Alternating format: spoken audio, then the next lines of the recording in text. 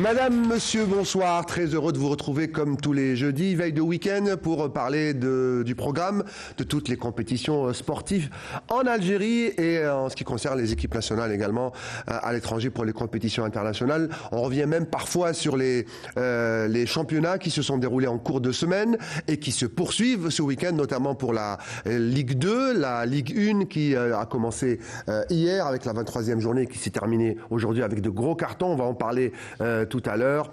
On parlera bien évidemment de cette superbe qualification en finale de la Coupe de la CAF du dernier représentant algérien en compétition africaine, c'est l'USMA d'Alger, qui a sorti la SEC Mimosa hier dans un stade du 5 juillet archi-comble de rouge et de noir vêtu, ce magnifique temple du football du 5 juillet qui aujourd'hui a vécu un moment historique après l'équipe du FLN qui a représenté la révolution algérienne il y a plus de 60 ans, la naissance aujourd'hui de l'équipe nationale sahraoui, de la race de la République arabe sahraoui démocratique. On va revenir dans cette émission, on parlera bien évidemment de handball, il y aura également de l'haltérophilie parce que notre champion, un grand champion, Bidani, aujourd'hui a décroché l'or à Tunis, championnat d'Afrique, la 29e médaille de ce championnat d'Afrique, on y reviendra tout à l'heure. On va également parler des Jeux arabes que l'Algérie va accueillir en juillet prochain avec de nombreuses infrastructures dans plusieurs villes. Vous le savez, il y aura des villes qui sont concernées comme Annaba, Constantine, Oran et Alger. On parlera des infrastructures ici dans la capitale. Et puis, on parlera bien évidemment du dernier ticket pour la Ligue 1. L'Oued est déjà, et c'est historique, en Ligue 1. Elle le sera l'année prochaine et la saison prochaine. Il reste un ticket à prendre et ça va castagner dur pour avoir ce ticket entre Mostaganem et Ben Aknoun. Ça commence ce week-end et ça va se poursuivre jusqu'à la dernière journée, messieurs, dans ce magnifique choc Ben Aknoun Mostaganem. Voilà en gros ce qui vous attend ce soir. Merci d'être, et on le sait, nombreux à nous regarder jeudi soir, vous qui aimez le sport ou pas, hein, pas forcément. Vous pouvez également vous informer. On va parler de tout ça, messieurs. Et avec moi, comme tous les jeudis, je ne pourrais pas m'en passer parce que sinon je ne pourrais pas décrypter le foot. Djilali Touzi est avec nous. Salut Djilali. Bonsoir Riyad, bonsoir Fatah, bonsoir Badro et bonsoir à nos chers téléspectateurs. Ravi d'être parmi vous. Ravi aussi, je ne pourrais pas me passer de vous et pas de vous non plus, Badro. Belhadjoudia qui est avec nous. Bonsoir Badrdin. Bonsoir Riyad, bonsoir chers amis. Et puis je suis toujours content avec vous pour servir nos téléspectateurs. Vous avez beaucoup d'humour et de tact. Je vois que vous êtes content pour l'USMA parce que vous avez mis du noir et vous savez qu'il y avait du rouge derrière vous. Bah oui. Ça fait un peu USMA. Non, je vous taquine. Et puis, que serait Weekend Foot sans le docteur Fatah Hamada? Fatah, bonsoir. Bonsoir Riyad, bonsoir mes amis Djilali et Bedro, toujours content, toujours ravi d'être avec vous et avec nos chers téléspectateurs qui sont, comme vous l'avez signalé, nombreux à nous suivre. Et merci à vous. On va commencer avec, si je vous l'ai dit, l'Algérie encore une fois a rendez-vous avec l'histoire et cette fois-ci, c'était ce matin, Mokhtar Hamani était à la salle de conférence du stade du 5 juillet, l'ambassadeur de la République arabe sahraoui démocratique en Algérie, Abdelkader Taleb Omar, a annoncé la naissance officielle de l'équipe sahraoui de football. Et Mokhtar Hamani est revenu avec ce compte-rendu. La belle aventure de la glorieuse équipe du Front de Libération Nationale continue d'inspirer plus d'un. La dernière formation à reprendre cette idée de génie est l'équipe nationale du Sahara occidental qui a vu le jour ce jeudi 18 mai 2023. Et à 2 jours de la rencontre amicale face au Mouloudia d'Alger au Mandela Stadium, la création ici en Algérie de l'équipe nationale sahraoui constitue un grand événement qui fera sans doute entendre la cause sahraoui dans le monde entier.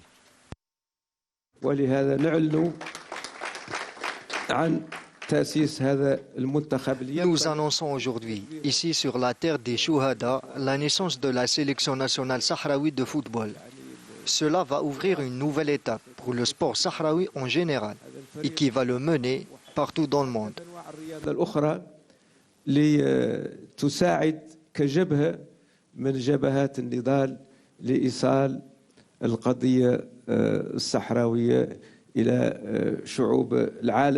La création de cette nouvelle équipe nationale sahraoui réjouit notamment les principaux acteurs, dirigeants et joueurs sahraouis qui seront les ambassadeurs respectifs du Sahara occidental dans cette mission. Donc voilà, aujourd'hui c'est un jour historique pour nous. On est arrivé ici avec beaucoup de travail derrière, d'un travail qui justement, nous, quand on a commencé ça, on le voit, personne ne le voit. Et c'est très très difficile d'arriver à cette situation avec les moyens qu'on a là, mais avec l'ambition et avec la certitude, comment ça s'appelle ça, les convictions. On savait qu'on va y arriver à ce jour-là. Et aujourd'hui, justement, je veux dire, on est heureux, on est content de voir qu'on est arrivé juste le moment précis pour commencer un nouvel schéma de l'histoire. C'est le début donc d'une grande aventure pour l'équipe sahraoui qui aura un long chemin à parcourir pour défendre sa cause avec le soutien indéfectible de l'Algérie. L'Algérie toujours avec les peuples opprimés. On l'a fêté le 65e anniversaire. On l'a même fêté ici à Weekend Sport. C'était le 13 avril, il y a 65 ans. L'histoire retiendra cette date, messieurs, 18 mai 2023, la naissance ici à Alger de la première équipe nationale sahraoui démocratique. Qui sera ponctué par un match historique. Face à un club symbolique aussi, qui symbolise aussi l'Algérie révolutionnaire. Ce que démontre le Mouldier d'Alger. Ce qui démontre le lien, l'amitié et la fraternité entre les deux peuples. Surtout pour le peuple sahraoui qui lutte pour son indépendance et son autodétermination. Badro, l'équipe du FLN, cette équipe sahraoui va peut-être prendre son bâton de pèlerin et, comme l'a dit l'ambassadeur de la RASD, aller faire le tour du monde et être le porte-voix de la cause sahraoui. Je dirais que tout simplement c'est magnifique parce que le sport aujourd'hui il véhicule non seulement des valeurs mais des causes. Là, le peuple sahraoui peut en être fier avec cette naissance. Et voilà, donc il y aura un match juste après la finale demain de la CAN U17 entre le Sénégal et le Mali. Ce sera à 22h demain. Et puis le Maroc, pardon. Et le lendemain, Stade Mandela, 17h, l'équipe nationale sahraoui contre le Mouldia d'Alger. C'est un match de gala. Donc il faut aller nombreux parce que c'est un match de fête, c'est un match pour l'histoire. On se souvient des olé des supporters du 5 juillet pour l'équipe de la Palestine face à l'équipe nationale, vous en souvenez. Là aussi, je pense que ce sera un très bon moment de joie et un moment historique. Pourquoi le Mouloudia? C'est parce que c'est un club de l'avant-garde aussi. C'est un club qui a été créé en 1921 pour une mission bien précise, c'est que contribuer à l'indépendance du pays. Avec les couleurs nationales, le vert, le rouge et le blanc comme les couleurs du drapeau national. Voilà donc pour cet événement historique. On va rester avec les grandes compétitions. Vous le savez, messieurs, il y a les Jeux arabes en juillet prochain que va accueillir l'Algérie dans 4 villes. Je vous l'ai dit, Alger, Annaba, Constantine et Oran. Beaucoup d'infrastructures, notamment dans la capitale, sont concernées. Beaucoup ont été rénovées, remises à neuf, retouchées. On va le voir dans ces images-là. Aujourd'hui, le ministre de la Jeunesse et des Sports, l'ancien médaillé olympique, Abdelrahman Hamad, a fait donc un petit tour dans la capitale, notamment au Sato, stade d'athlétisme, à la coupole du complexe Mohamed Boudiaf, du complexe du 5 juillet. Et puis, il a visité des salles de sport comme celle d'El Biar, comme celle de Hedra également, voilà, qui sont... Les peintures sont encore fraîches, hein, vous le voyez, messieurs. Et la salle de Burj Al Khalifa. Il a également visité des complexes touristiques qui seront des sites d'hébergement pour les délégations et les athlètes, notamment comme Azeralda, le complexe Mazafran et l'hôtel Sabre d'Or. En tout, il a visité 9 sites, hein, Badro.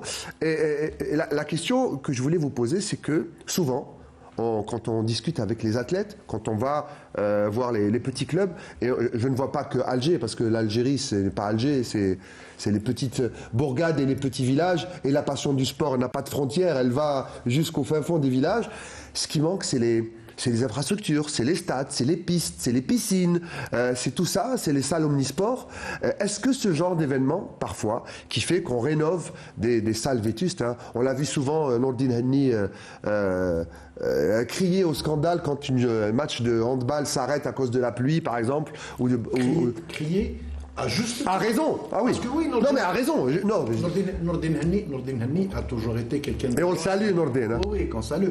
Quelqu'un de droit, et quand tu fais quelque chose de bien, il te dit c'est bien, mais il n'a pas sa langue dans sa poche. Quand c'est pas bien, il le dit, et je le salue d'ailleurs. Et c'est pour ça qu'il mérite son cachet à Canal Algérie, parce que c'est un consultant exceptionnel. Il dit la vérité, je vous l'ai dit. Est-ce que ce genre de compétition, on a accueilli le Chan, les Jeux méditerranéens, Oran maintenant est une grande capitale en termes d'infrastructure au niveau du bassin méditerranéen. C'est une certitude maintenant.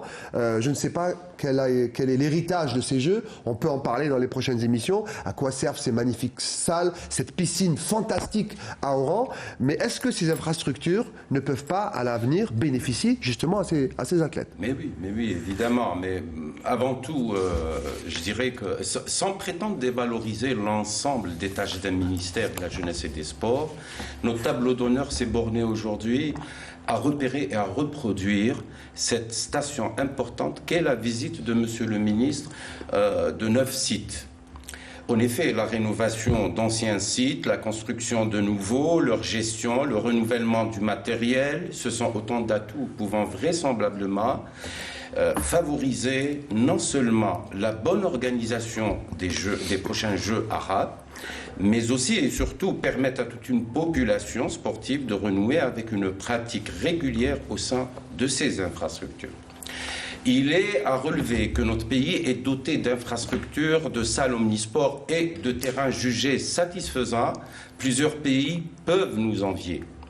Par contre, et dans un passé récent, ces infrastructures ont été détériorées, mal entretenues et parfois même laissées dans un état de délabrement. Afin de mieux répondre aujourd'hui aux besoins de nos jeunes et de notre sport, je mets l'accent sur des paramètres jugés essentiels, à mon humble avis. 1. La clarification des compétences de nos cadres qui gèrent nos infrastructures. Ce n'est pas en fermant des terrains ou des stades que ces derniers vont être préservés. Oui. Donc, 2. Sur cette phrase, moi, je vous aurais applaudi, hein, mais j'ose pas, mais sur celle-là, oui. 2. Mettre à la disposition des compétences gestionnaires des enveloppes financières conséquentes pour l'entretien. 3. Le renouvellement de l'équipement sportif accompagnant l'infrastructure. Par là même, je tiens à rappeler que le gros matériel ou le moyen petit matériel ont une durée de vie parfois qui ne dépasse pas les 5 ans. Il y a une obsolescence pour le matériel. Absolument. Il devient obsolète, il faut le changer. Oui. 4. Sensibiliser tous les acteurs du sport, une idée à laquelle tout le monde doit s'associer, mais conscient des actions à mener, nous devons tous soutenir activement, par l'encouragement des utilisateurs, des athlètes, des entraîneurs, à améliorer le comment utiliser ces infrastructures. Là, c'est un peu de civisme. Aujourd'hui, plus que jamais, l'innovation dans le domaine de la gestion des sites et des infrastructures sportives est une exigence. Pour cela, l'un des rôles du ministère de la Jeunesse et des Sports a pour objectif de pousser chaque gestionnaire à développer de nouvelles attitudes, se situant en premier lieu sur un pôle, celui de mettre l'infrastructure sportive au service de tous les sportifs algériens et même les plus jeunes. Voilà ce que je retiens de cette... Moi, ce que je retiens, c'est que l'État dépense de l'argent pour fabriquer ou rénover. Mais ça ne sert à rien de dépenser, rénover, construire et laisser au délabrement pour repayer, redébourser, reconstruire. Et c'est une chaîne où il y a de l'argent qui sort. Alors au lieu de ça, il y a, dans tous les pays du monde, il y a ce qu'on appelle les gestionnaires de ces grandes infrastructures. C'est des spécialistes. Ils gèrent, pour le protéger, on ne ferme pas un site entre deux événements, on ne le ferme pas à clé. Il faut l'ouvrir, il a une vie, je sais pas, il y a ou des sportifs ou des spectacles pour certains stades par exemple. Je ne nommerai pas certains stades en Europe où il y a pour rentabiliser aussi. Il n'y a pas que des grands matchs de football, il y a des concerts de musique, il y a des spectacles et il faut soit on externalise, Fatah par exemple, avec des entreprises privées, ou alors, comme vous l'avez dit, le ministère qui met les bons gestionnaires dans les bonnes entreprises. Vous êtes d'accord avec ça, messieurs? La phrase magique que tu viens de dire, Riyad, c'est avoir les bons gestionnaires. C'est une question de gestion. Parce qu'en fait, l'État réellement dépense. Et ça ne date pas d'hier. L'État a toujours dépensé. Nous avons des bijoux. Quand on voit un stade comme le 5 juillet, quand on voit le bijou qu'on a, le stade Chabot de Annaba. Le stade Chabot de Annaba. Là, le nouveau stade de Tizi Ouzou. Ça, c'est des infrastructures à gérer et ça doit s'autofinancer. Ça doit être exploité. C'est ça un gestionnaire, c'est un manager. C'est-à-dire qu'il... Ça doit être rentable aussi. Bien sûr.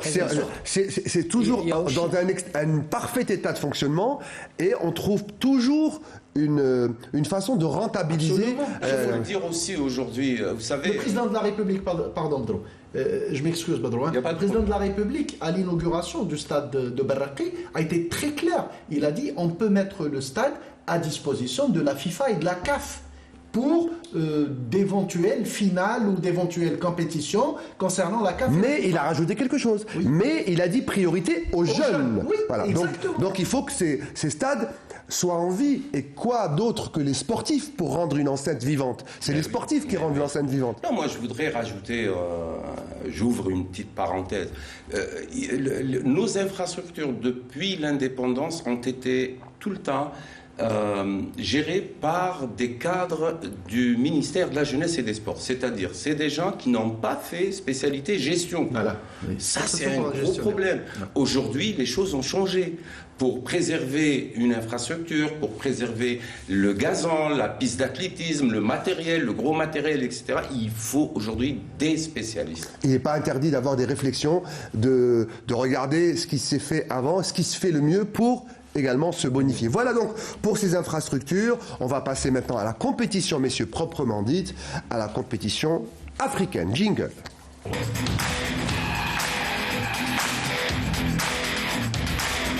Alors hier soir, en demi-finale au stade du 5 juillet, il y avait une équipe héroïque sur la pelouse. Pas que l'équipe, les supporters aussi. L'USMA d'Alger s'est qualifié pour la finale de la Coupe de la Confédération africaine. Alors la Coupe de la Confédération africaine, c'est la nouvelle formule. C'est entre la Coupe des Coupes et la Coupe de la CAP. Elles ont fusionné et le score final 2-0. Il y avait un chanceux hier. Non, il n'était pas en jaune, il était en rouge et noir hier, Saïd Flag. Et il nous revient avec ce reportage. On regarde.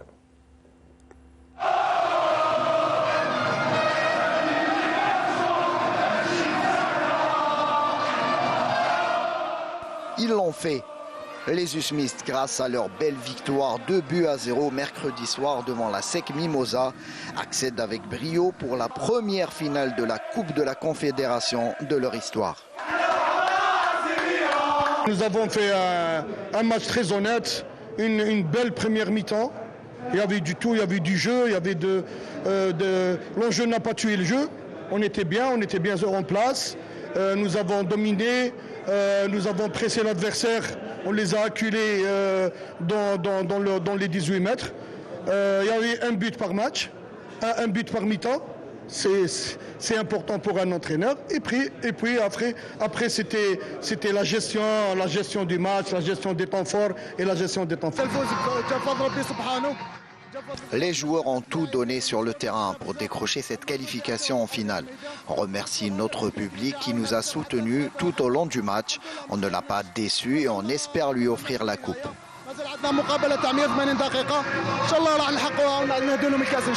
Le 12e homme a de nouveau répondu présent, mettant une ambiance de folie dans un stade du 5 juillet qui a vibré au succès des gars de Soustara. Ça nous a fait rappeler notre jeunesse. Écoute, le public de l'USMA, pour moi, c'est le meilleur public au monde. Quand ils veulent faire la fête et l'ambiance qu'on a vu aujourd'hui, encore une fois, je pense qu'ils ont répondu à l'appel. On les félicite et on leur donne rendez-vous pour le 3, Inch'Allah. Aujourd'hui, c'est la victoire de toute l'Algérie. Ce n'est pas uniquement de l'USMA. C'est la victoire de toute l'Algérie a soutenu l'USMA. Et Inch'Allah, N'Djibouha. En finale, l'USMA défiera le club tanzanien des Young Africans. Le match aller se tiendra à Dar es Salaam le 28 mai, tandis que la manche retour aura lieu une semaine plus tard à Alger. Voilà, donc la joie était dans les vestiaires, sur les gradins. On a vu notamment le goléador Hadj Adlan au micro de Saïd Flag, les joueurs également, le président arabe qui était sur notre plateau. C'était sa seule télé cette saison. Hein. Il l'a fait avec Saïd Flag cette saison. Et à côté de Hadj Adlan, on les verra peut-être dans l'émission de dimanche. Il y avait tout le staff. Le secret de Ben Chira, c'est qu'il n'est pas seul. C'est qu'il y a Zemiti, il y a Belmoulat, l'entraîneur des gardiens, et Hadj Adlan. Hier, on a peut-être vu, c'est mon avis, mais vous avez bien évidemment nous donner votre avis, peut-être le match le plus abouti de l'USMA depuis le début de cette compétition. Moi je dirais, primo, il y a une joie indescriptible, c'est très important. Ça nous a fait vibrer, et c'est bien pour cette équipe de l'USMA. Et je pense que la qualification, elle est difficile, elle est très difficile. Surtout avec les tripes, je dirais. Surtout par rapport, elle est méritée par rapport aux 2 matchs qu'elle a fournis, l'USMA, que ce soit au match aller ou au match retour. Donc, sur le plan, c'est un gros match, les conditions étaient difficiles au match aller, à Bouaké. Au match aller. Donc moi, je dirais, sur le plan technique, il y a eu 2 mi-temps complètement différentes. On avait une première mi-temps où cette équipe de l'USMA avait l'emprise sur le match, surtout dans la possession et dans le rythme. Ils ont beaucoup raté. Non, il y avait une intensité, un rythme très important en première mi-temps. Il y avait un pressing constant sur le porteur du ballon, ce qui est nouveau dans cette équipe de l'USMA. Depuis l'arrivée de Ben Chira, il a fait inculquer cette méthode chez les joueurs, c'est que le porteur du ballon doit avoir toujours des difficultés pour trouver la solution. D'ailleurs, il a fait une déclaration, pardon, juste dans votre sens, il a dit: moi, ce qui me fait plaisir, c'est que ce que je leur dis tactiquement avant le match, quand je vois le match et je vois le respect tactique et les joueurs qui se replacent eux-mêmes, qui se parlent eux-mêmes, revient, repousse le glissement, et là, je suis satisfait. Les joueurs l'écoutent. Donc il y a le message qui passe entre les joueurs et l'entraîneur. Deuxièmement, c'est que ce qu'il a mis en place l'entraîneur, c'est que l'équipe a cette capacité, je dirais, de créer le surnombre. Toujours là où il y a le ballon, il y a un nombre important de joueurs de l'USMA, ce qui gêne considérablement l'adversaire. Et troisième paramètre, c'est que dans l'animation offensive, il y a beaucoup de jeux en mouvement, c'est qui libère les espaces pour les attaquants. Et la manière dont le premier but a été inscrit, c'est une preuve une passe tangible. avec une touche. Oui. Magnifique. Et c'était il y avait de l'espace. Ils se sont arrivés à libérer les espaces du côté droit de la défense adverse.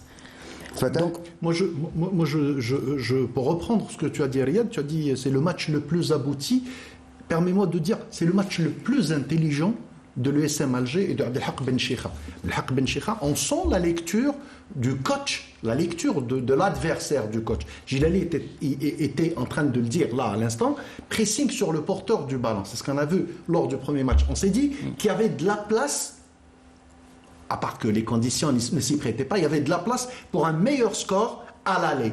Mais Abdelhak Ben Chira a bien lu l'adversaire, il les a étouffés. Moi, j'ai été étonné de toute cette puissance, de toute cette intensité, ce pressing-là, toute la manière de jouer. C'est pour ça que j'appelle ça le match le plus intelligent de l'USM Alger. Voilà. Je rajoute ce que Fatah peut-être a dit, c'est un complément, c'est que il n'y a pas que ça. Il y a le deuxième paramètre qui est très très important, c'est cette capacité de créer le surnombre là où dans les zones sensibles.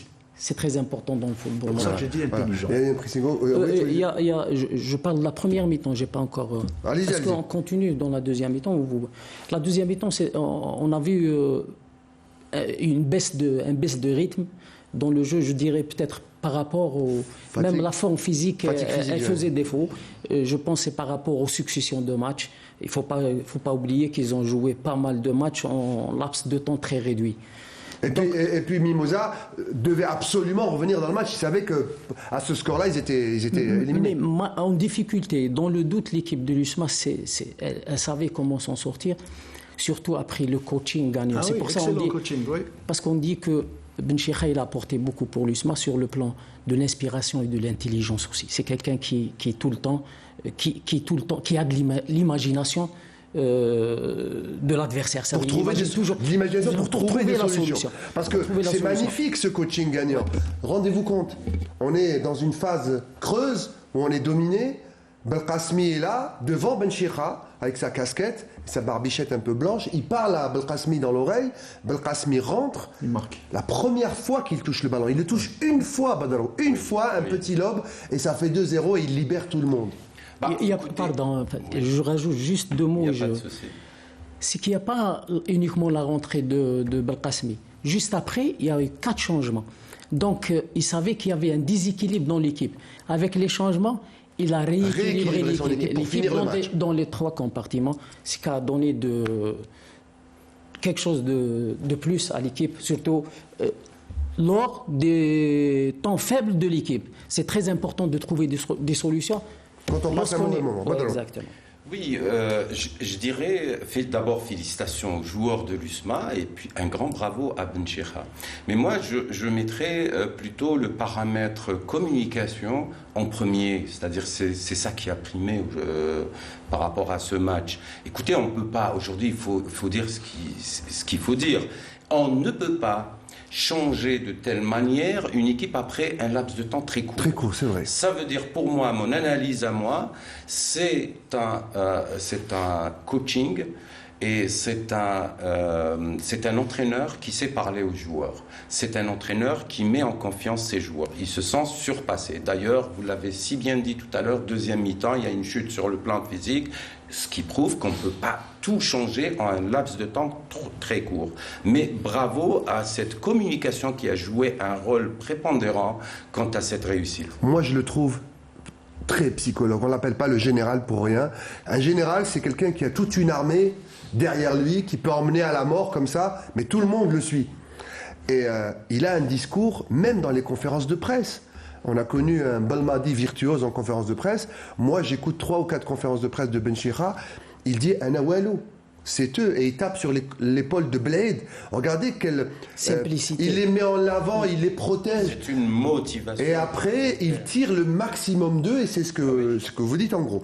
Alors, le temps passe vite pour nous, parce que le timing est important. On va rester avec le football, messieurs. On va passer à la Ligue 1, jingle Ligue 1.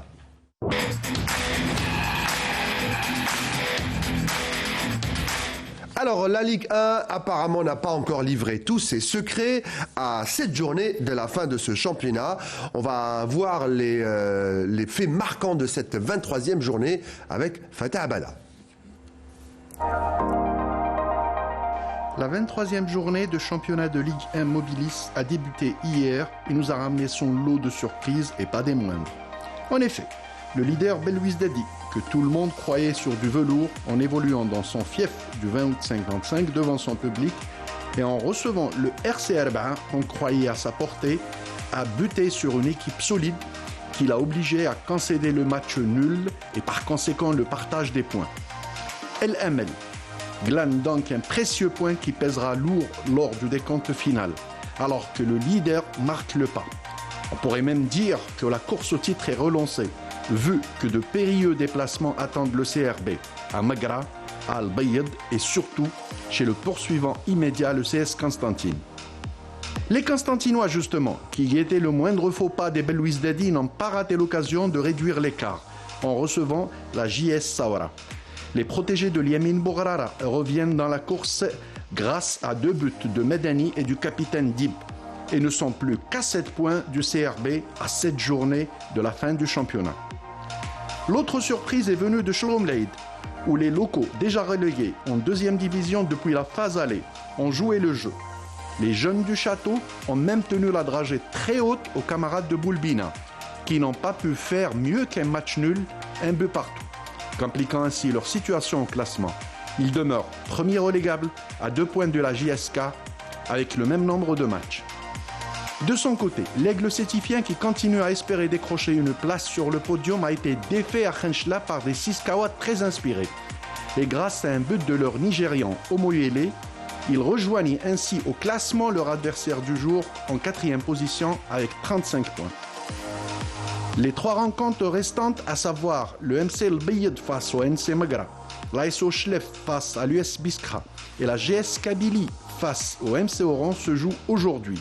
Quant au derby algérois entre le MCA et l'USM Alger, il sera programmé ultérieurement en raison de la rencontre des demi-finales de la Coupe de la CAF que l'USM Alger a disputée et gagnée hier face à la SEC Mimosa. Entre-temps, il y a eu un carton ce soir. Fatah, la JSK, a atomisé le Mouloudia d'Oran et l'ASO Chlef aussi a respiré à domicile. Absolument, c'est le cas de le dire, a été atomisé. Le MCO a été atomisé 4-0. C'est dire que la GSK est déchaînée. Depuis l'arrivée de Youssef Bouzidi, ils enchaînent. Ils sont libérés. Absolument, ils enchaînent les belles victoires.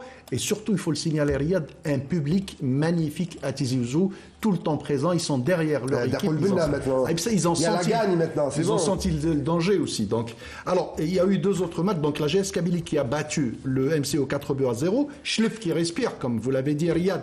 Il a battu l'US Biskra 2-1. Et le MC El Bayed qui est venu à bout du NC Magra, qui rentre dans la zone rouge, le NC Magra, parce que la GS Kabylie a dépassé le NC Magra. Il est à 27 points. Le NC Magra est à 26 points.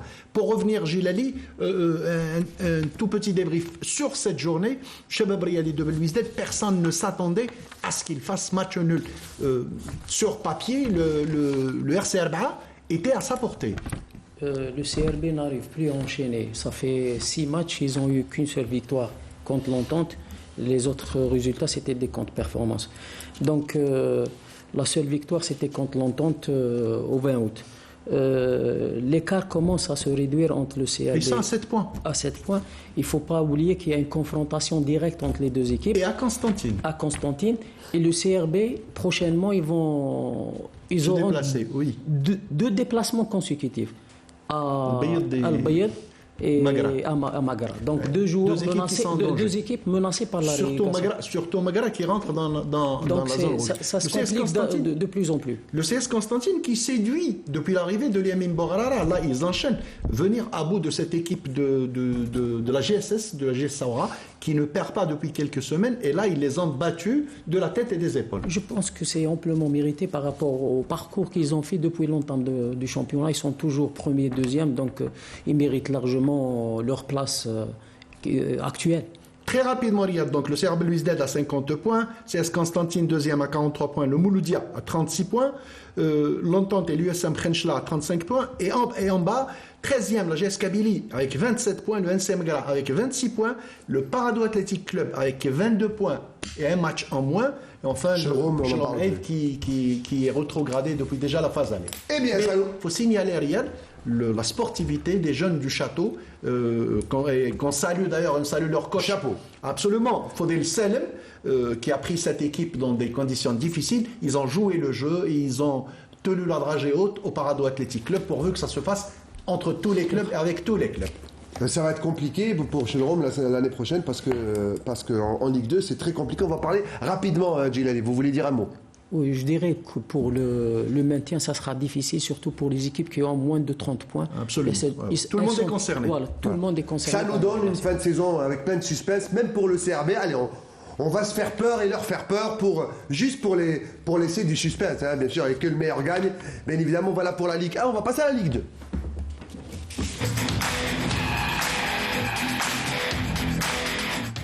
Pour la Ligue 2, la moitié de ce championnat a livré un peu de ses secrets.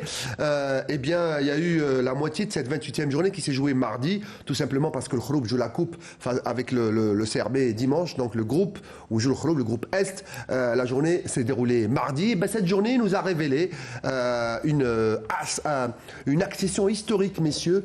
L'Oued est en Ligue 1. On va voir ces images. L'Oued a battu Skikda, je crois. Hein. Oui. Skikda en déplacement. Et on va voir ces images que va nous montrer notre réalisateur. Voilà, ça c'est le bus des champions de l'Ouest, Etihad Souf. Voilà, donc champion du Sud. On va avoir maintenant un club de Béchar en Ligue 1, c'est Saoura qui descendra pas très probablement. Et El Oued. Centre-Est et Centre-Ouest. Voilà. Et les résultats rapidement, il y a eu plein de cartons pendant qu'on voit ces magnifiques images. Khmis Khachna a écrasé Hamra Annaba 5-0, victoire de Souf, je l'ai dit, face à Skikda. Ouedgla qui explose Ain Mlila 4-0, victoire de l'Elma devant le Cab 2-0. Clerma qui s'incline à domicile devant Borj Menayel de buts à 1. L'USM Al-Harrach qui bat le Mok de buts à 1. Encore un autre carton. Il y a Annaba qui pleure et Annaba qui rit. Hamra qui prend 5 buts et l'autre Annaba, l'USM Annaba qui bat l'USHaouia 5-0. Et enfin Chaouia qui très forte chance de rétrograder. Voilà encore, on va parler de rétrogradation dans les dernières journées. Voilà donc pour cette 28e journée et les résultats de la Ligue 2. On va parler de l'autre groupe qui nous intéresse parce que les matchs se jouent samedi, Fatah. Alors, contrairement au groupe Est, le groupe Ouest où tout est suspense jusqu'à présent. Il y a un gros match entre Mostar et Ben Aknoun. Il y a un gros match entre Mostar et Ben Aknoun. C'est une course à 3 points entre les deux, à 1 point entre les deux. On va voir les deux équipes en images. Absolument. Mostar face au Paradou et puis Ben Aknoun. Dire que c'est tendu en ces dernières journées de championnat de Ligue 2 Ouest, on voit 4 matchs qui vont se jouer à huis clos. Le GSM Ascara qui reçoit l'AS Moron à huis clos, le SCAF qui reçoit la GSM Tiaret aussi à huis clos, Wetzli qui va recevoir le S Mostaganem aussi à huis clos, et le S Ben Aknoun, donc c'est les deux équipes, le S Ben Aknoun qui va recevoir Meshria à huis clos. Les autres matchs, c'est le RCK qui va recevoir le MC Saïda, le RCK qui joue aussi sa vie, son maintien exactement. Le Net Husendey qui se déplace à Tlemcen qui est déjà, je pense, relégué. Comme Relizane. Absolument. Temouchent qui reçoit l'Olympique de Médéa et Relizane qui est déjà relégué qui va recevoir le Wab Boufarik. Donc tout se reste en état jusqu'à la dernière journée, certainement, où le S Ben Aknoun va recevoir le S Mostaganem. Poser des questions à Djilali, vos pronostics. Au tableau, bon, on peut pas dire il y a 1 point entre les deux équipes, ça peut se jouer à la dernière minute, mais en bas, il reste encore plein d'équipes menacées.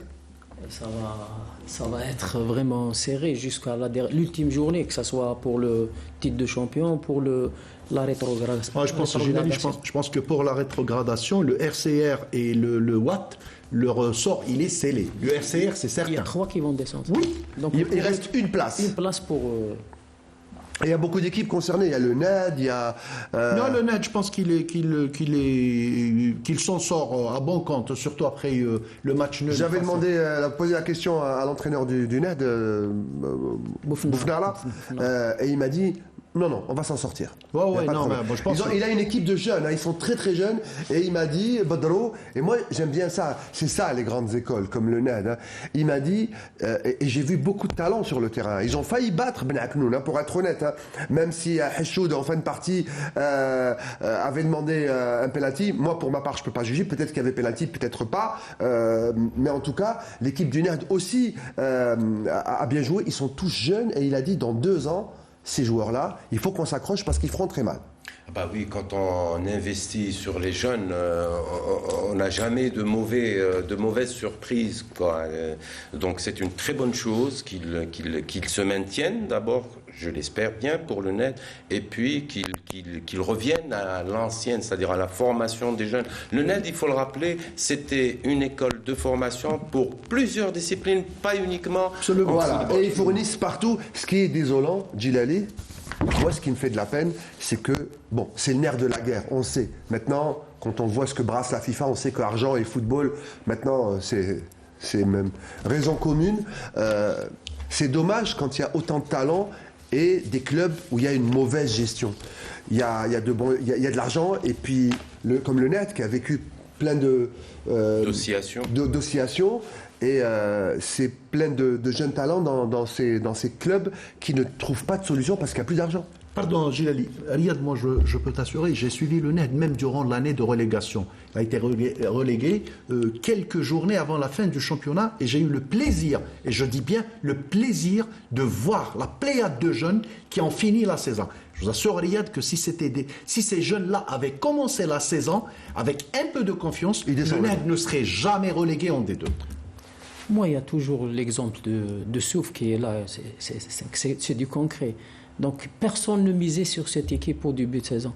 Donc, moi, je dirais qu'il y a le travail, la sérénité et la persévérance. C'est les clés. Voilà, on va voir si tu peux un tout petit mot. Non, juste saluer tout le travail de Reda Bendris, un jeune coach. Qui a failli jeter l'éponge à un moment donné. Absolument. Et puis, on l'a encouragé. Regarde, le groupe est formé des équipes qui ont déjà été dans l'élite du football algérien. À l'exemple de l'USM Al-Harrach, le Khroub, le MOC, CSC. C'est des équipes qui ont de l'expérience Bravo pour l'Oued. Prochain défi à l'Oued, c'est rester en Ligue 1. Absolument. Il y a une équipe qui a réussi à tenir ce défi, c'est l'équipe de Khenchla, qui s'est accrochée. Le Bayat qui joue même le haut du tableau. Qui joue le haut du tableau. Même la Saoura, depuis qu'ils ont accédé. Voilà, c'est ça le vrai défi. C'est bravo à l'Oued, et maintenant il faudrait qu'une belle région comme l'Oued arrive à rester en haut et être toujours la vitrine du football du Sud. Voilà, il reste pas beaucoup de temps. On va parler d'haltérophilie parce qu'il y a de bons résultats. Badolo, vous savez, il y a le championnat d'Afrique en ce moment, en Tunisie, comme la lutte d'ailleurs. Hein. On organise beaucoup de championnats d'Afrique. J'ai vu sur une page, il y a également les championnats africains de beach, je crois, pour le volley qu'organise la Fédération tunisienne de volleyball. Mais là, on va parler d'haltérophilie. Il va y avoir aussi de l'athlétisme prochainement. C'est le championnat arabe U23. Et vous allez nous en parler. Mais là, la participation algérienne, il y a 14 athlètes, il y a 9 messieurs, j'allais dire 9 garçons, ils sont jeunes, et 5 jeunes dames. 29 médailles, il y en avait 28, 11 en or, maintenant il y en a 12. La 12e, elle est signée de notre champion Bidani. Médaille d'or, il a soulevé à l'arraché 193 kg et il n'a pas pu continuer, certainement une petite contracture. On n'a pas eu d'information. Ouais, on n'a pas eu information signée Salah Delbel qui suit pour nous l'haltérophilie. Et on le voit, la Bidani, notre champion, cet homme-là, peut-être que s'il n'avait pas la Covid lors des Jeux Olympiques, peut-être qu'il aurait eu une médaille olympique autour du cou. C'est un grand champion, c'est un bon champion. Il faut les aider, les grands champions, parce qu'ils ont le talent, ils ont l'envie, ils ont l'amour du drapeau, mais parfois ça suffit pas. Il faut être bien pris en charge, il faut de grandes compétitions, de grands tournois. Et cet homme-là pourra, et moi je le crois vraiment, hein, il peut être sur un podium olympique à Paris. Et merci à Sarah de nous avoir amené toutes ces informations. Et je le disais, donc 12 en argent, 12 en or et 5 en bronze. Voilà donc pour les résultats de l'haltérophilie. On vous donnera dans les prochaines éditions le classement messieurs et le classement dames. Voilà pour l'haltérophilie. On va finir avec le handball. Je ne sais pas si on a le tableau, on va me le dire avec Saïd Bouhadjoum. Est-ce qu'on a le tableau du handball, messieurs? Mais avant cela, et voilà, où avais-je la tête? Radia Chabia. Si Radia n'était pas là, je crois que je m'en sortirais pas. Jingle, handball.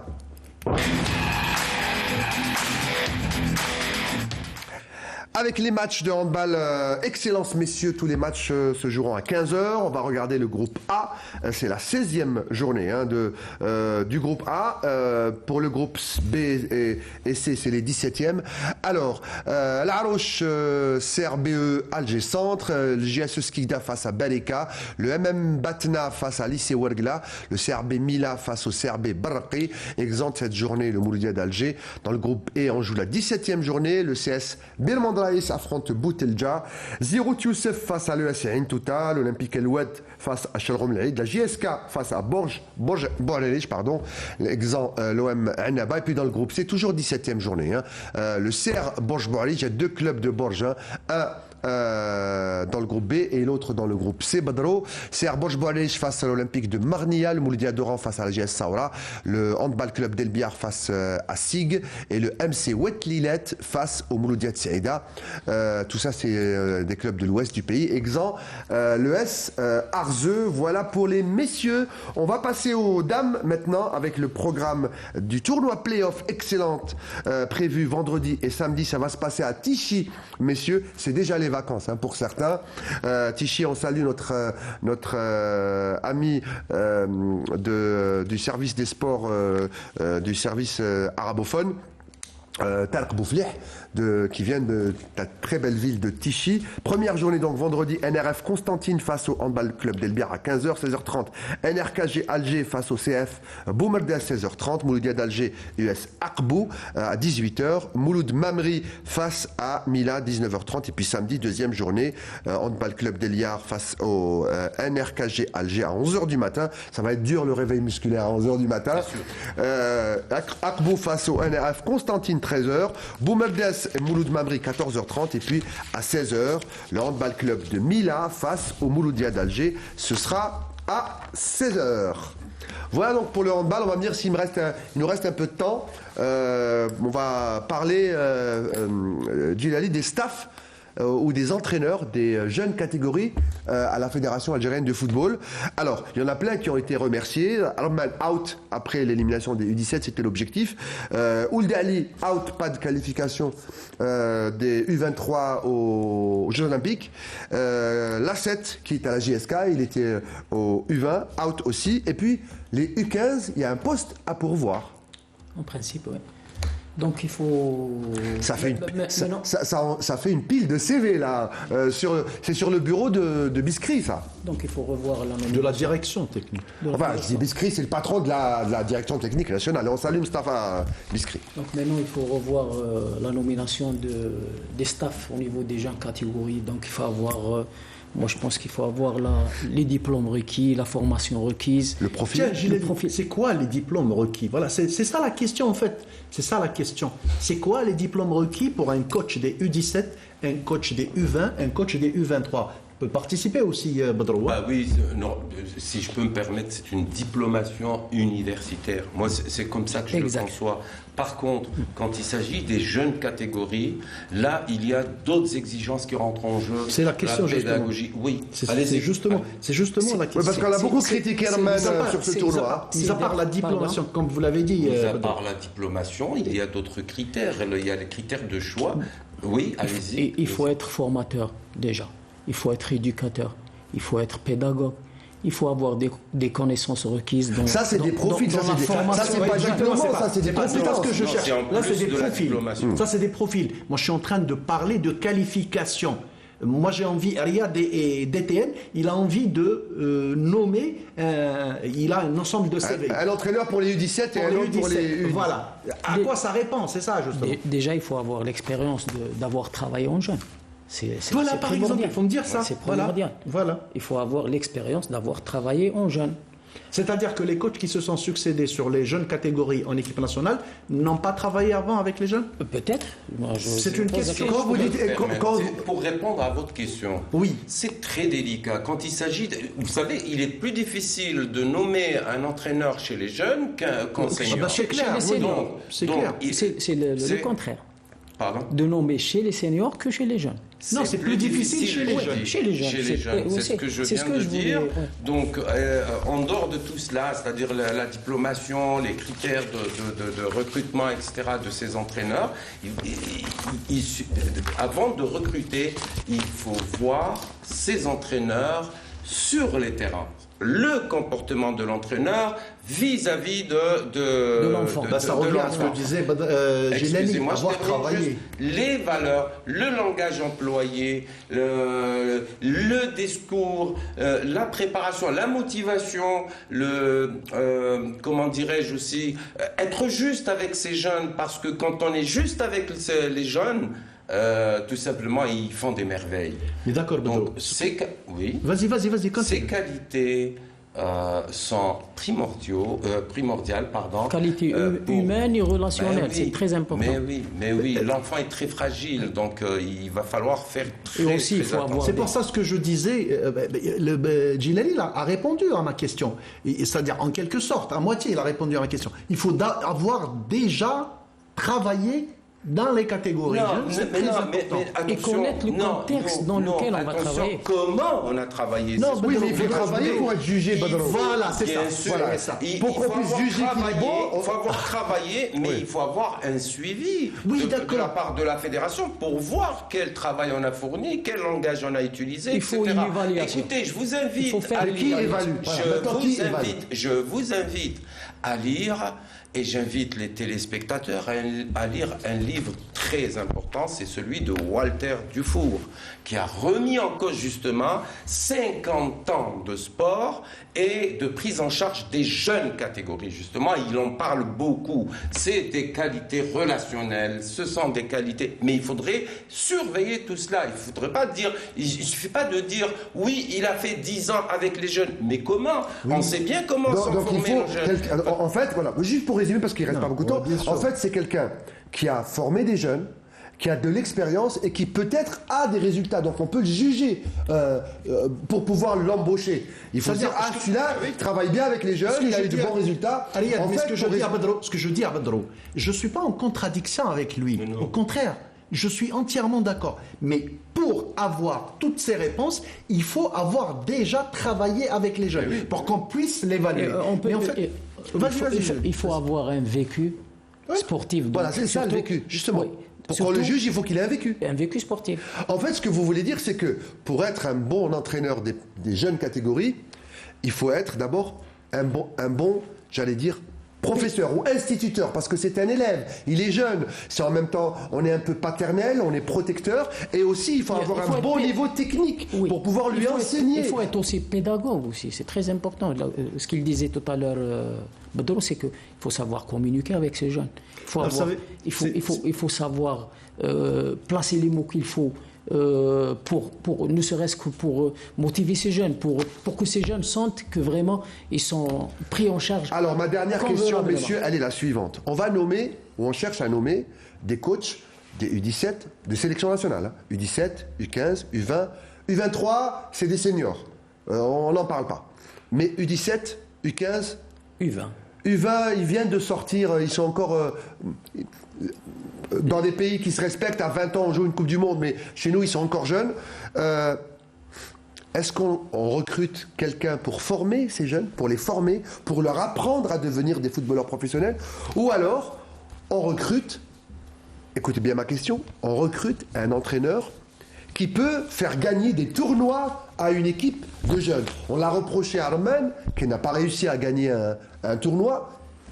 Est-ce que son rôle, c'est d'éduquer, c'est de faire évoluer, d'apprendre le football à des jeunes qui ne sont pas encore physiquement et mentalement matures, ou alors on recrute quelqu'un qui peut nous faire gagner un tournoi, ou les deux? Voilà ma question. Excuse-moi, Badro, je dirais un mot, juste un mot sur ça. C'est tellement délicat, je suis peut-être mal placé pour donner un diagnostic à ça. Il y a une expression en communication, une expression très importante en communication, et c'est un principe d'ailleurs. On a une seule fois l'occasion de faire une première bonne impression. Donc tu vois, pour moi, Arman... Ça c'est souvent pour ceux qui font des entretiens d'embauche. Hein. Oui, mais pas pour moi, Arman, peut-être qu'on peut lui reprocher plein de choses, mais c'est aussi une victime. C'est une victime. Non, mais moi, je suis pas en train de tirer. Je vous demande juste le profil. Non, je dis simplement de coach. Le choix est difficile. Peut-être qu'ils sont mieux placés, Djilali. Badro et ensuite Djilali pour finir.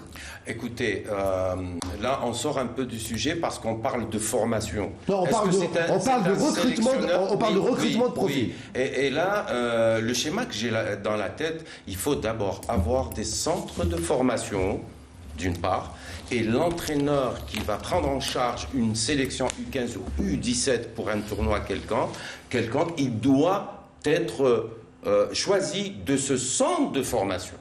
Ah, donc il y a un centre de formation pour les formateurs? Non, centre de formation des jeunes. C'est-à-dire, nous, notre problème, c'est qu'on ne travaille pas en collaboration.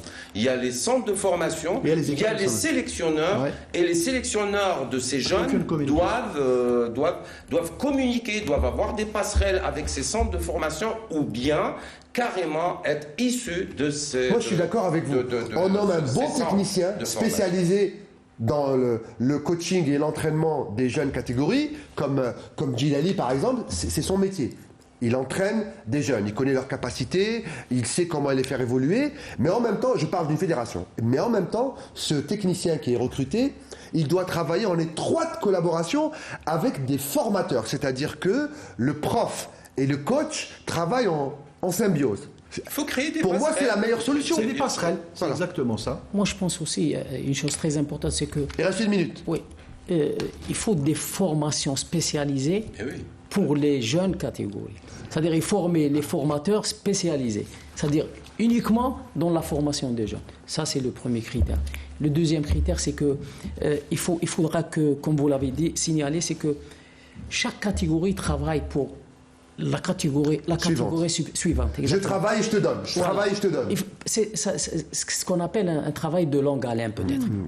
Passage de témoin, tout simplement. Passage de témoin. Il faut faire du surclassement de catégories. On va continuer à en parler de la formation, c'est très important. Pas que dans le football, messieurs. Merci Djilali, merci Badro, merci Fatah. Surtout merci à notre script, Radia Chabia.